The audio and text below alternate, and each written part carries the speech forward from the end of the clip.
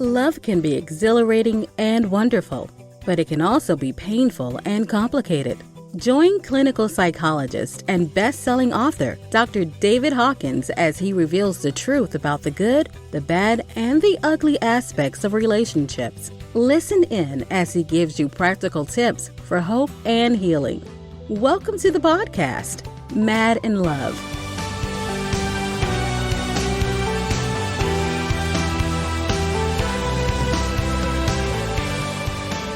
Welcome again to Mad in Love. If you're new here, I'm Dr. David Hawkins from the Marriage Recovery Center. Today, we will be discussing what narcissists misunderstand about love, which is a lot, by the way, hint, hint.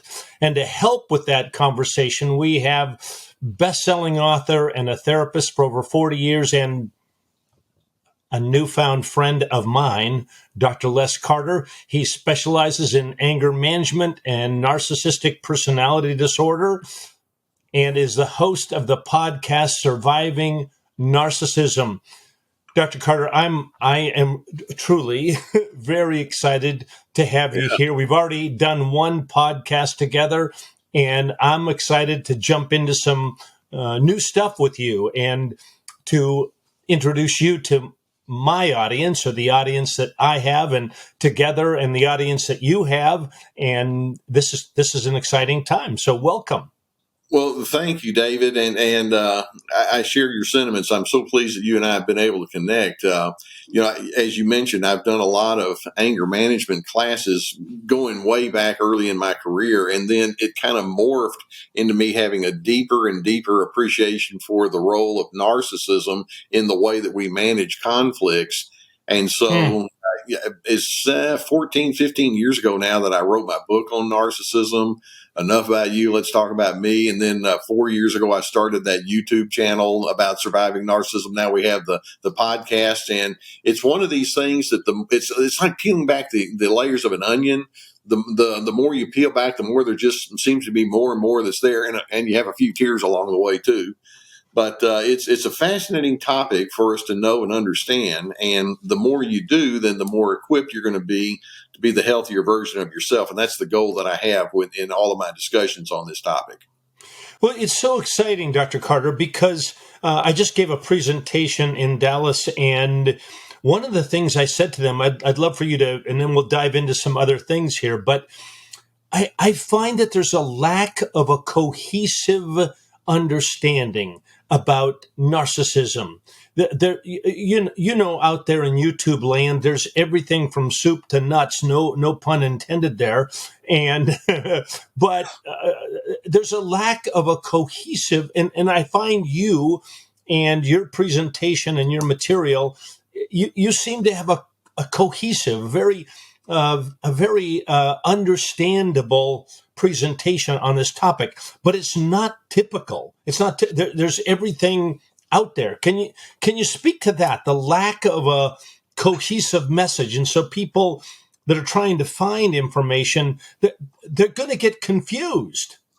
Yeah, it's both an easily understood yet a complex topic for us to be in.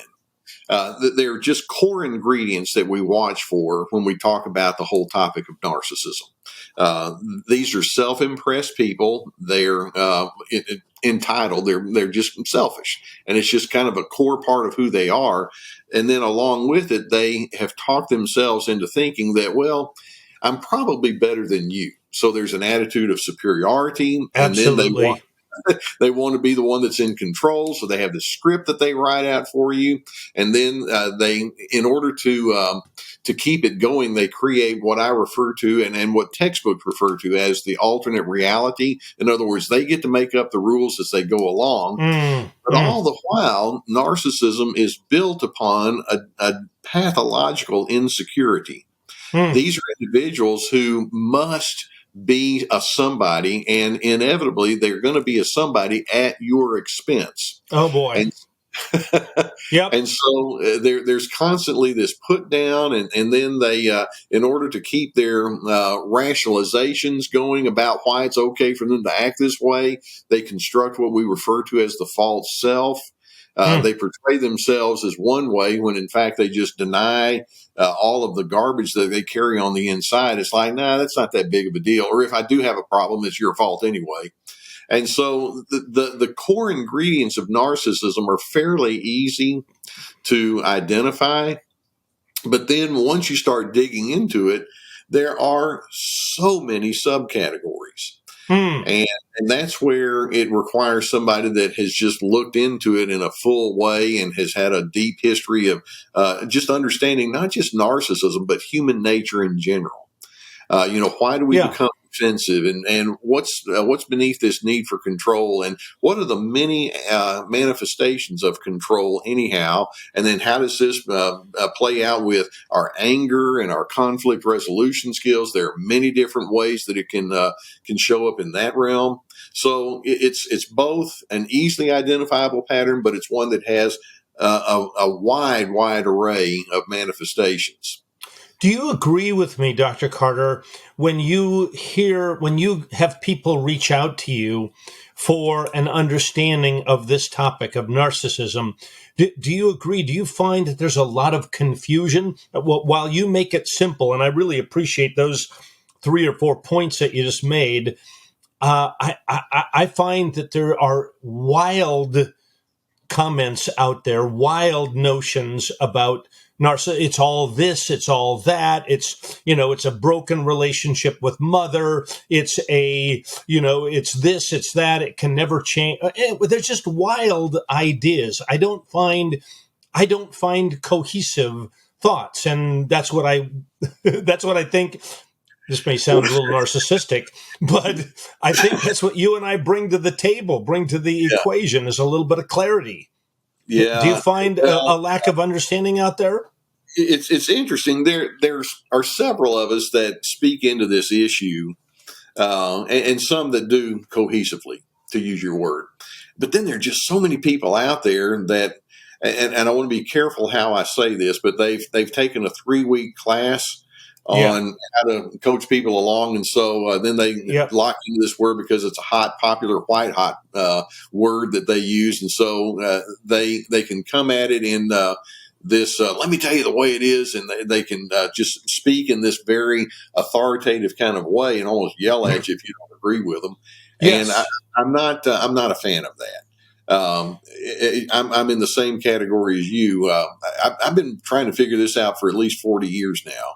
Mm-hmm. And I'm still learning, and just as I know you are, and I'll hopefully learn till the day I die. And it's just, like I say, it's something that you have to approach humbly, and you want to approach with a listening spirit, because every time you think you've got it figured out, someone is going to come along and say, well, I have a little bit of a different angle, which then implies you can't afford to just talk in definitive, this is the way it is only kind of talk, but we have to be aware of the individuals we're talking, that we're the way I put it is we're all alike, but we're each unique. We all have similar core elements, but we each can play it out differently, and that's where the learning process comes in. It seems, Dr. Carter, like many of the voices out there, they have been wounded by a narcissist or by a selfish, self-centered, superiority individual. They've been deeply, deeply wounded. I haven't been. I'm a student of understanding this. I'm a student of learning about narcissism and emotional abuse. I've worked for 40 years, as have you. And so I have hundreds and thousands of hours working with them, but I haven't been deeply wounded and had my heart shattered by someone like this. And I think many of the voices out there have been just deeply, deeply, in a way that I don't know that I can even fully appreciate. Thoughts about that? Way back when I was in graduate school, and I finished my doctorate in 1980, so that tells you how far back we're talking about. But when was it? I was 13 years old. Okay, all right, good for you. Good on you. It's been a while, but I had a professor that said, "Now, Les, you're not going to be able to guide someone any further than where you yourself are able to go in your personal life." Yeah, and it was a challenge. It's like, okay, got it. And in other words, each one of us is capable of carrying some of our own garbage around on the inside. Yeah. And I have not had a perfect history, and I've had some trips and some frustrations along the way. And then the way I put it is, I just consider myself to be a fellow sojourner. But if I'm not examining who I am and what my issues might be and what my history might predispose me toward, then it's going to be very difficult for me just to pontificate and say, why don't you try this? I heard that works. You have to be a student of growth, and in psychology, we refer to it as the actualization process, where you're trying to become the ideal that you're never going to hit the ideal, but you're aiming towards something.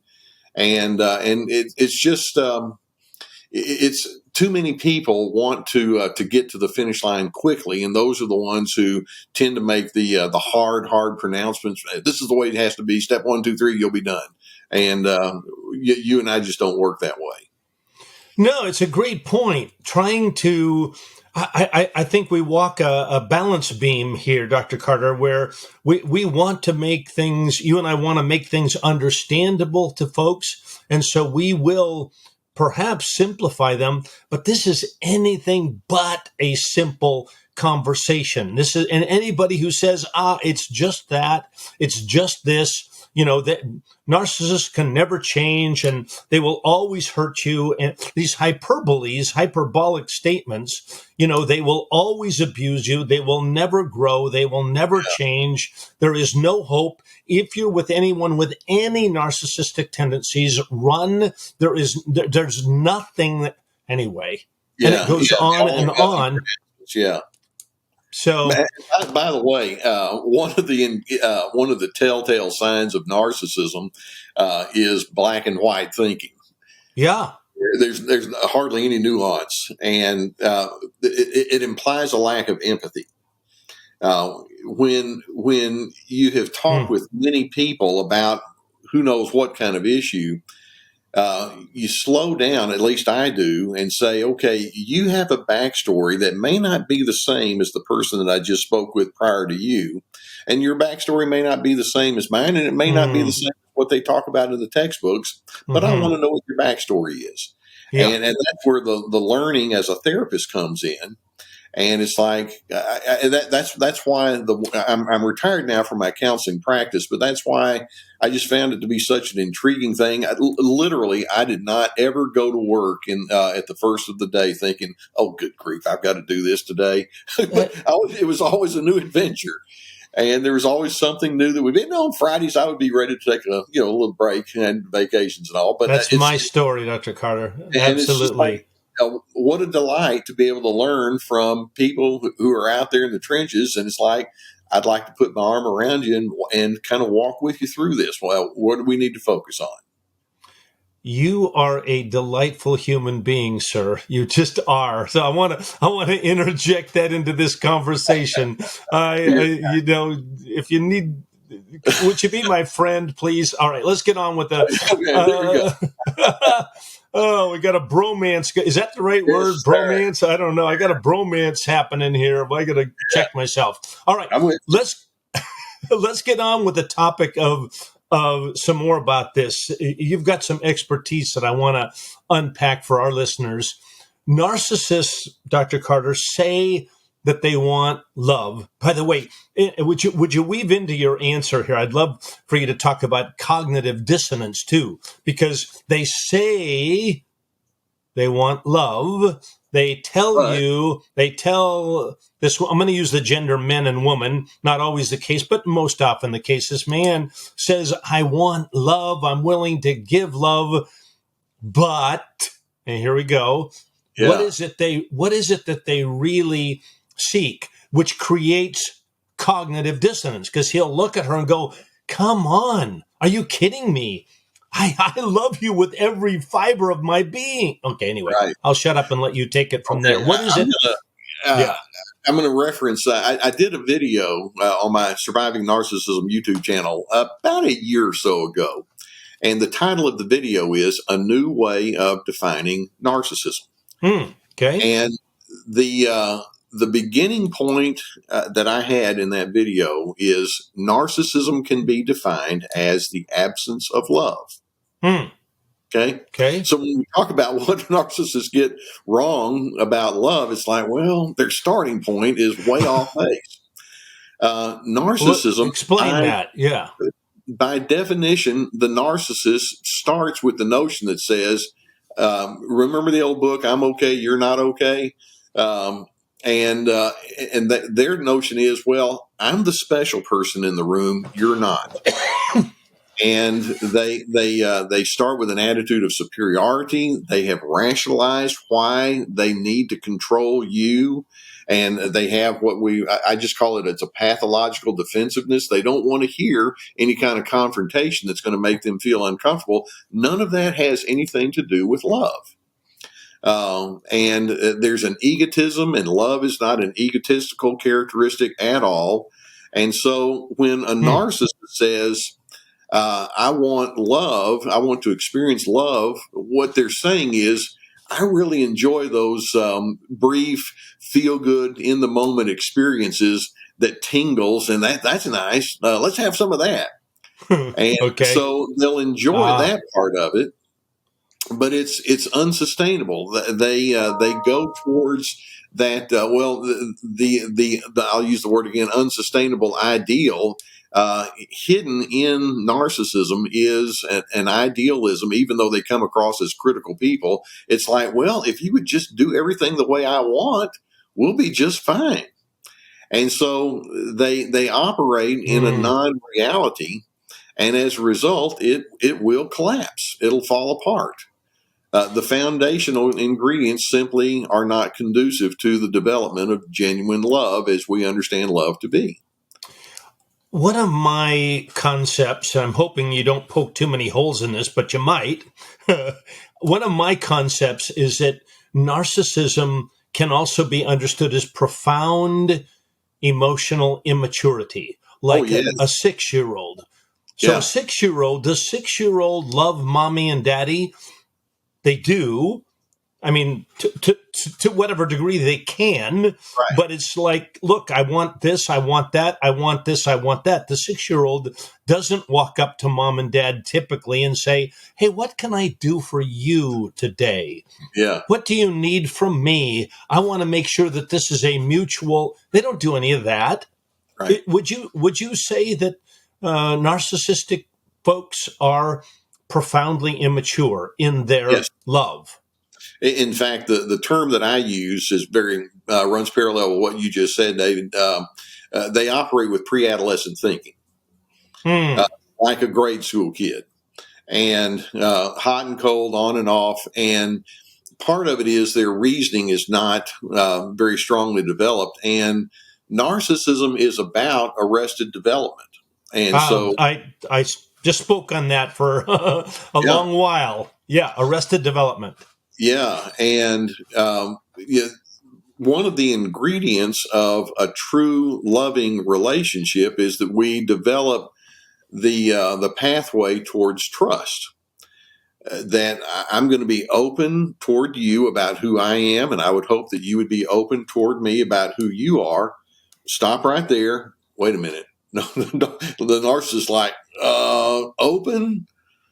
Does that mean vulnerability? Well, that means letting go of control, and that means pulling down that false superiority. I'm not going to do that. In fact, I don't know how. And they're down at that grade school level that's like, well, as long as you make me feel good, yeah, we're good. I love you. But then when it requires something deeper than that, it's like, I've never developed that depth. And that's where we go back to the black and white thinking. They haven't developed the full abstraction about letting go of your own self absorption and having a true servitude. And servitude is more than just cleaning up the table and emptying the dishwasher. Servitude is a mindset. It's anchored in humility, and that's a mind. It's a way of life, and it's a worldview. And in their lack of maturity, narcissists have not gone in that direction, which means their conception of love is going to be short-term, tangible. What can you do to make me feel good right now in the moment? And that's about as far as they can go. It's interesting you say that, Dr. Carter. I'm going to tell you a brief story and have you react to this. I remember asking a man not long ago, I said, tell me about you loving your wife. He said, oh, my goodness, I really, really love her.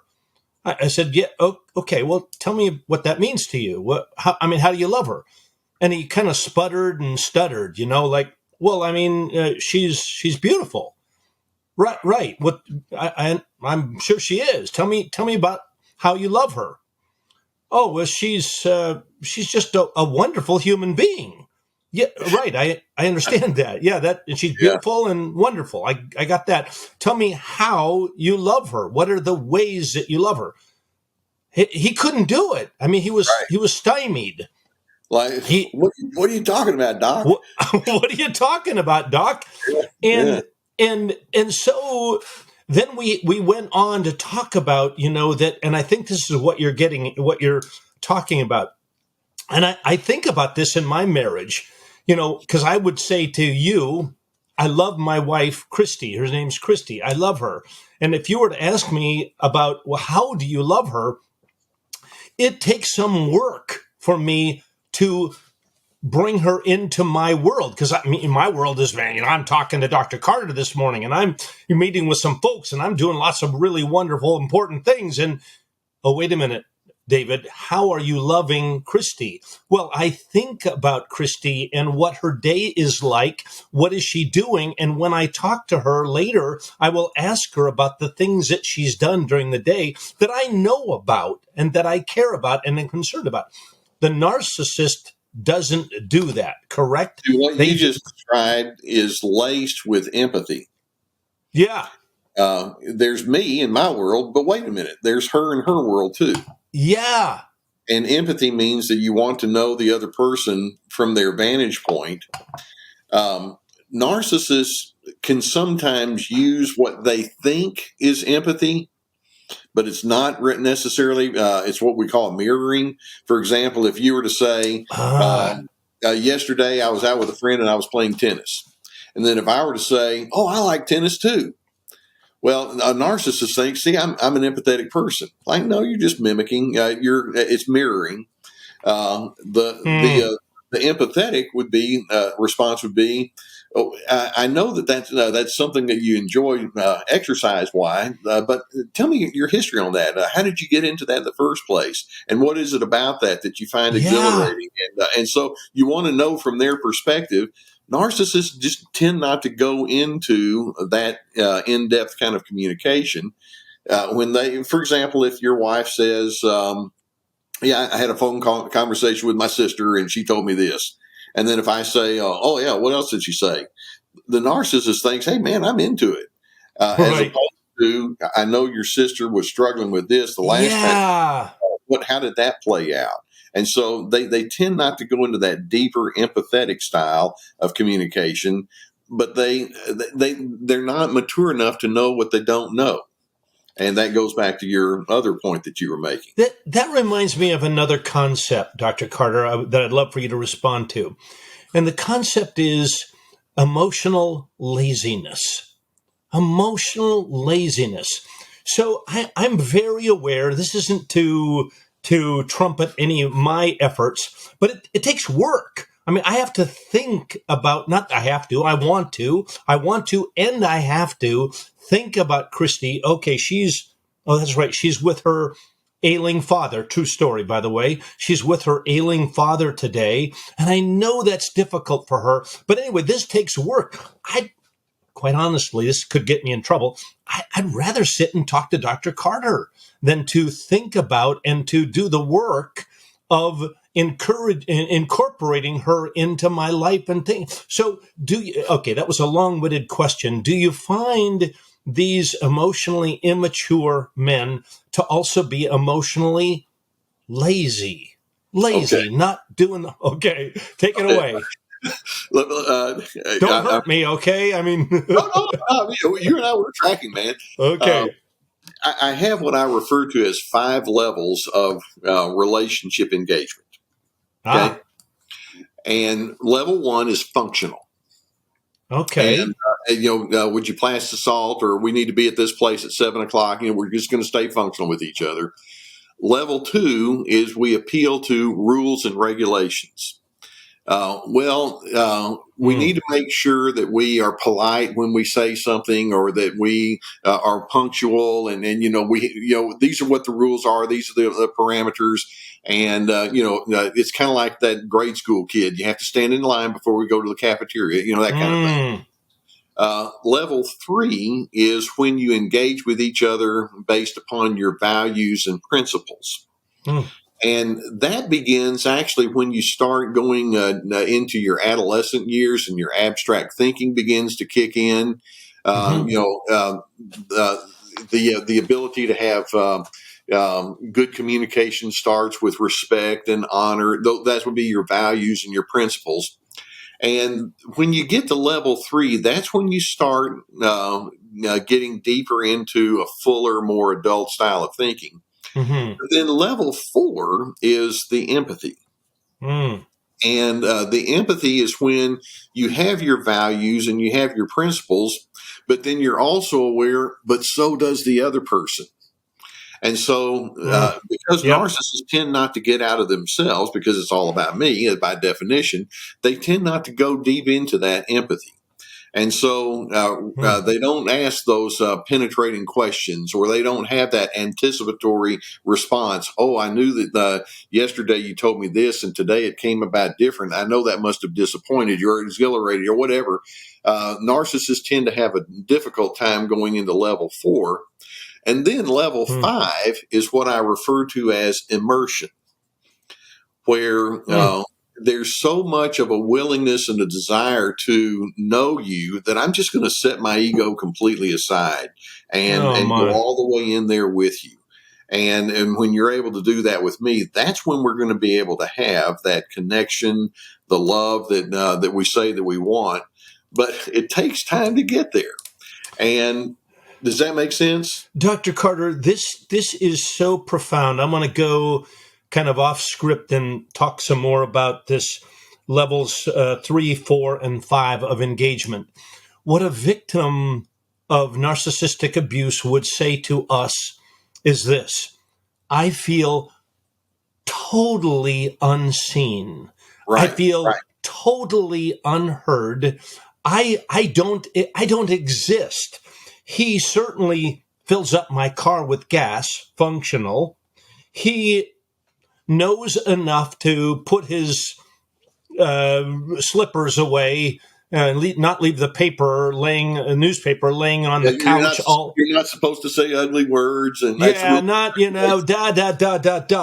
But 3, 4, and 5, she feels. I want to say this in the most respectful way. She feels profoundly alone, and again, rambling for just a moment. My wife, Christy, gets an A++. Absolutely, no one better in the universe. True story, Dr. Carter. When she sees me, she will know that I've had a podcast today. She will know that I'm going to play tennis tomorrow night. She will know. She knows all about me, and she will ask all about me. How did your tennis go? Did you play well? Did you have a tough time? How did that podcast with that guy, Dr. Carter, I think his name was Carter, anyway, she'll ask all about this, and I will feel seen, heard, understood, valued. The victim of narcissistic and emotional abuse feels totally alone. Speak to that and how it plays into these. Here at level 3 in your engagement style, level 3 says, there are these things called dignity, these ingredients, and respect and honor. Or I want to be known as a patient kind of a person. So you start putting together the ingredients that are necessary for the relationship to be something more than just functionals and rules and regulations. And so you're describing very much that. And so that needs to be the foundation then for you to go on beyond that. And then, like you were saying with your wife, it's like, well, I don't want to just have the concepts up here roaming around in my mind. Let's go into that space. Tell me about it. And, one of my main thing is, if I sense that you might be feeling something or you have a perplexion, go ahead and put words to it. And just say something like, well, I know that you were looking forward to this and I can tell that you felt very happy. That's got to give you a nice warm feeling on the inside when it plays out the way you wanted it. Something like that. And you can do it on the backside of it. And then that's when you have that empathy. And then the more you're able to engage, and it takes time for the relationship to build to that level 4, that's when the healthiest and most mature people are going to set aside that immaturity and say, I want to go all the way in with you. Immersion.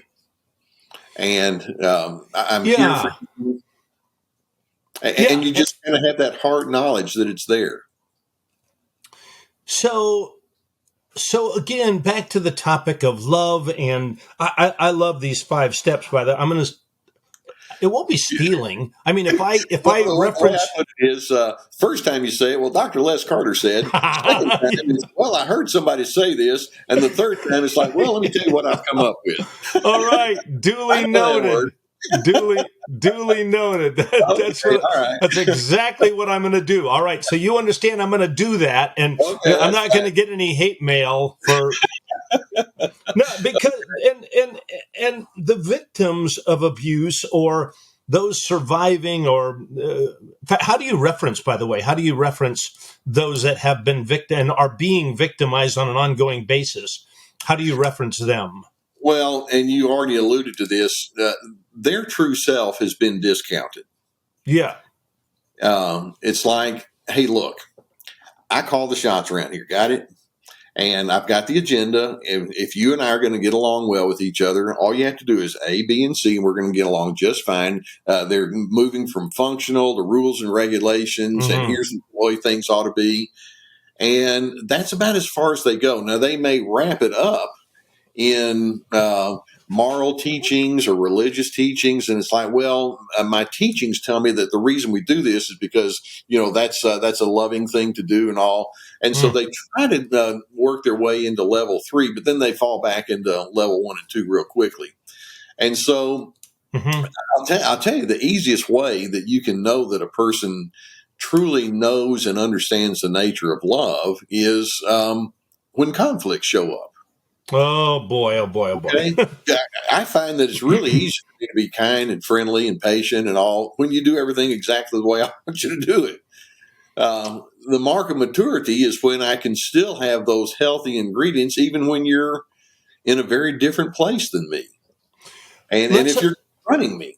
Let's unpack that, because that this is a huge deal. I agree completely that a telltale sign of whether someone is narcissistic or not is exactly when I bring a concern to him, how will he respond? Will he embrace the concern? Will he consider the concern? Will he validate my concern? Will he respond effectively? Or, and here's what I'd like you to talk about, I'm assuming you would agree, that no, he will feel threatened or something like that, and then zoop, up goes blame shifting, rationalization, minimization, sanitization, playing the victim, all manner of pouting, stonewall, anyway, any number of ways of saying what I consider to be 2 words, which is shut up.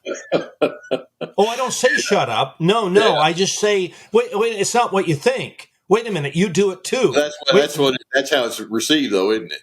It's absolutely received, and she will learn very quickly. I cannot bring a concern to him. This relationship can't go. He's not going to be immersed in my life, my world. He is just, it's so brittle and fragile. So speak to that brittle, fragile, defensive, self-protective that's what I think is also going on with the narcissistic person.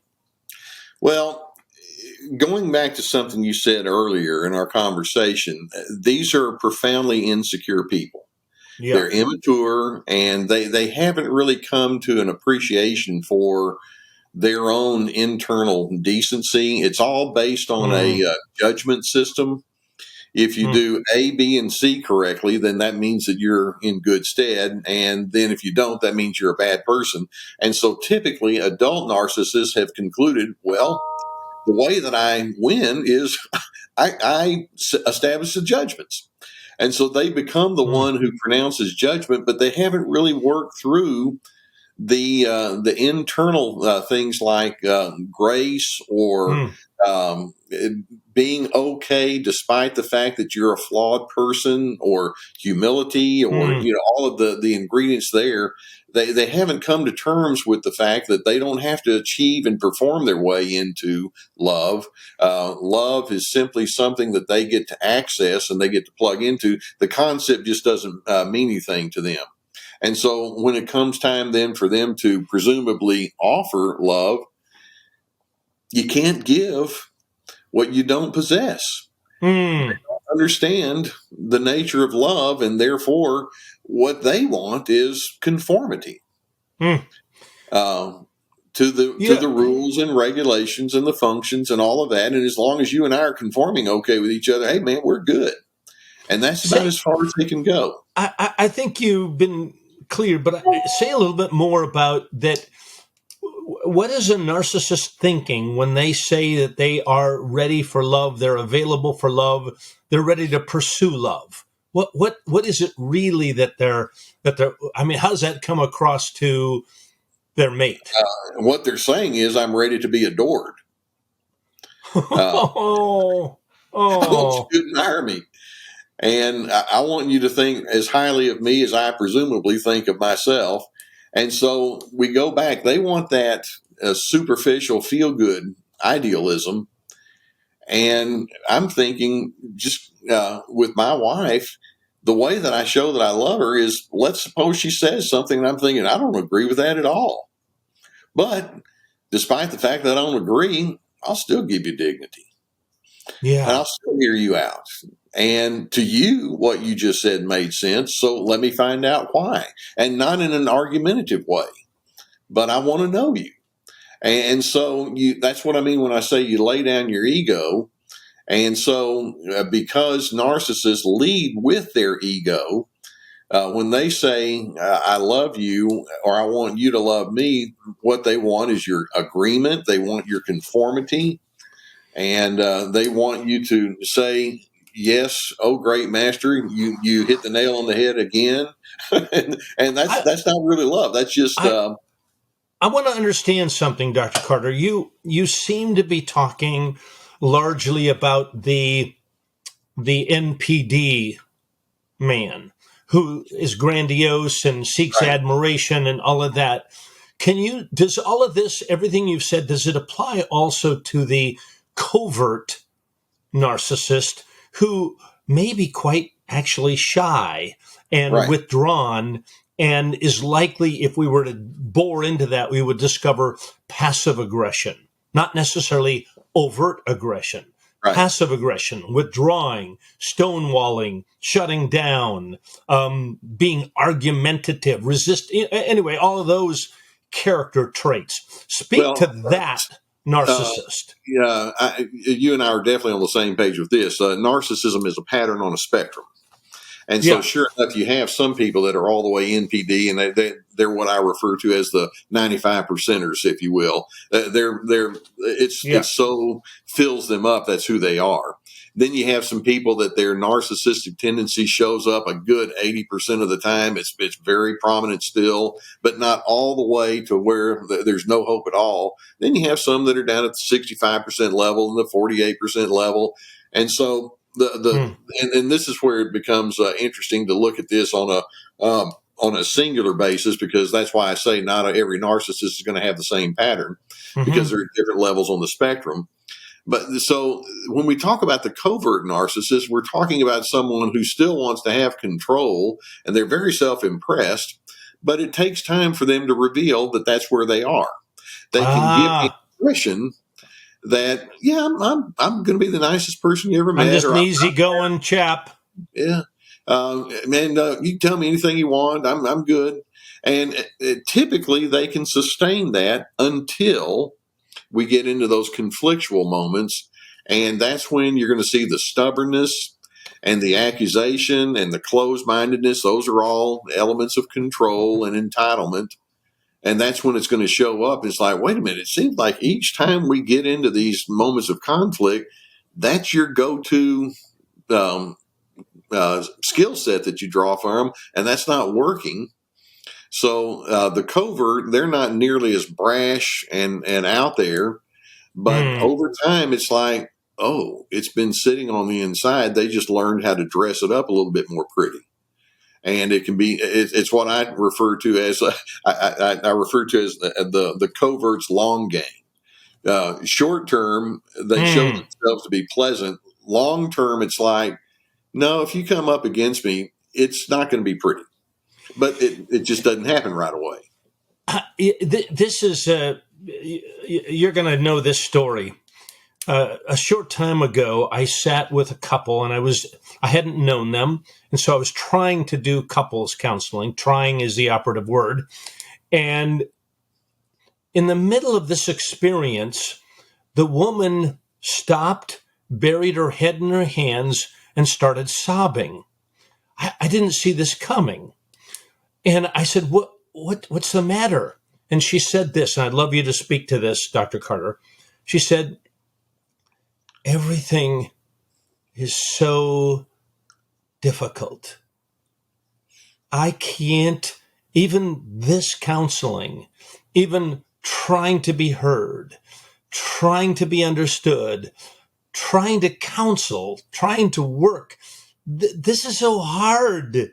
I want to push the easy button. I want to be able to approach, and she looked at her husband. I want to be able to approach him and just be heard and just come on, let's talk it through. I want this to take 3 minutes and it takes 3 hours. I want it to be easy. And Dr. Carter, I'm sure you've heard this. So she said, I'm exhausted.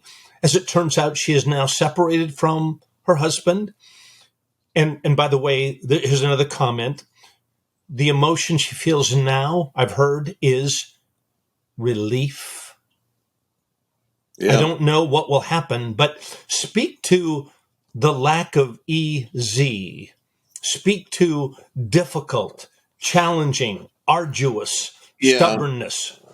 Well, in the narcissistic pattern, uh, these individuals approach relationships as a competition.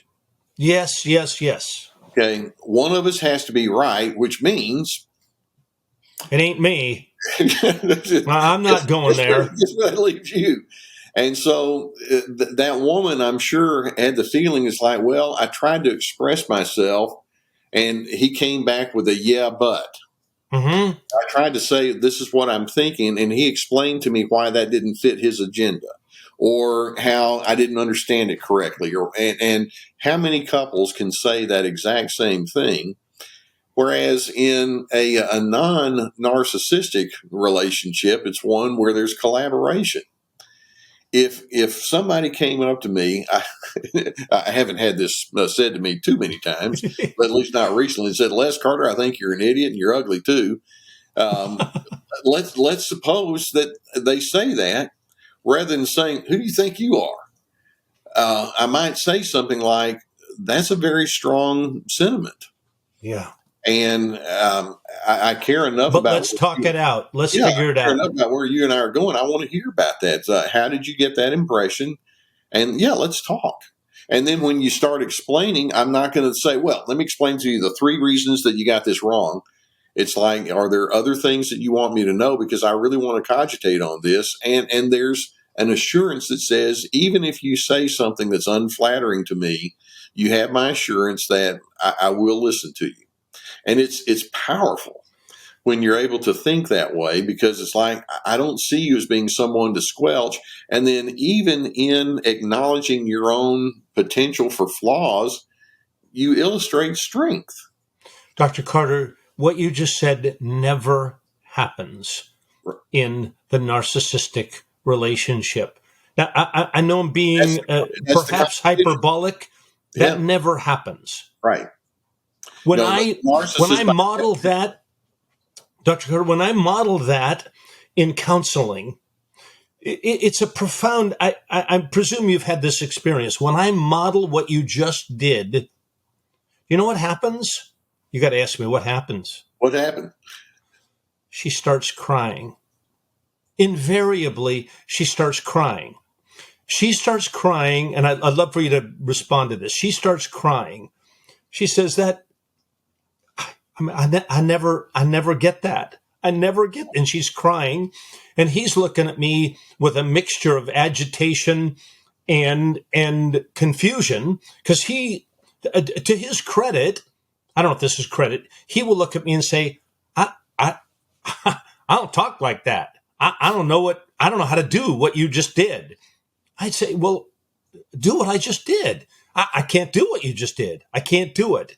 And she's crying and she's going, that is what I want so Right. badly. Speak to that a little more on that. Well, that guy that says I can't do it, trying to give them the benefit of the doubt, I might say to that man, can we start with the presumption that you don't find that to be natural yet? Hmm. The way I put it is, in my office, can't is a 4-letter word. And, Yeah. you say can't, it's like, well, okay, I guess we're done. Yeah. Do you want to learn this? Yeah. Do you want to learn it? Do you want to be a student of this? Do you want to be what's the opposite of emotionally lazy?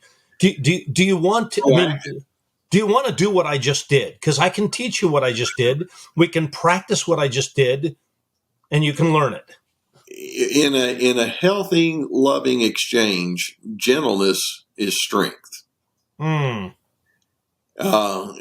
When that woman says, "I just don't feel heard," and I or you as a therapist, or certainly that husband, if you can come back and say something like, "That must feel very empty."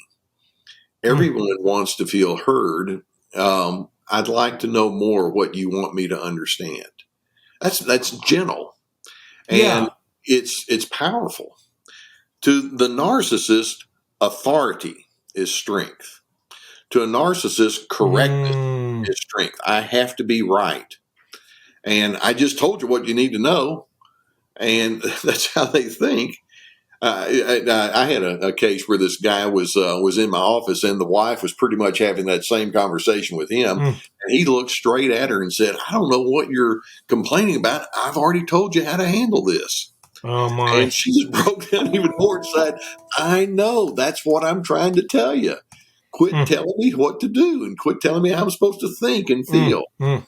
But narcissists think so much in terms of authority and correctness and control that to let go feels weak to them, when in fact, no, it's the exact opposite. It's one of the great, wonderful paradoxes of the way we're talking. The way for me to be in control is to quit trying to be so in control. I love what you're saying, Dr. Carter. And I think about this any relationship as a dance. And what you just described, when you practice the reflecting and understanding and empathy and compassion, that's just a beautiful dance. And you see this couple moving about the dance floor. Sadly, when you said, no, that's not what the narcissist does. He is stepping all over her toes, guiding her around the floor woodenly. Yeah. Yeah. And it doesn't feel good. It feels Yeah. bad. Yeah, going back to the 5 levels of engagement, that level 5, in order to immerse with someone else, you have to remind yourself, my ego is getting in the way here. And so I'm willing to set that aside, and I want to know you. And it's such a wonderful message for a person to receive. And frankly, on the giving end of it, feels pretty good on that side too. It's its own reward. Dr. Carter, our time is evaporating, and I don't like that. And I don't want to put you on the spot and say, can we have you back? But yeah, we may have to do this again, shouldn't we? Okay. Because because I think we have laid out for everyone the problem. There are this stuff is overwhelmingly destructive and debilitating. But what I want to do when we have you back, I want to lean into how do we help this man mature, grow up, set his ego aside? How do we help him? How do we help her? Can we help them together? Yeah. What is the possibilities for this relationship? Can we put a pin in this and come back on that? Oh yeah, absolutely. I mean, it really comes down to want to. When you get these people that they just keep talking about how they are running into a brick wall inside their marriage or with other relationships, it's like, well, the old definition of insanity. Yeah, doing the same thing over and over.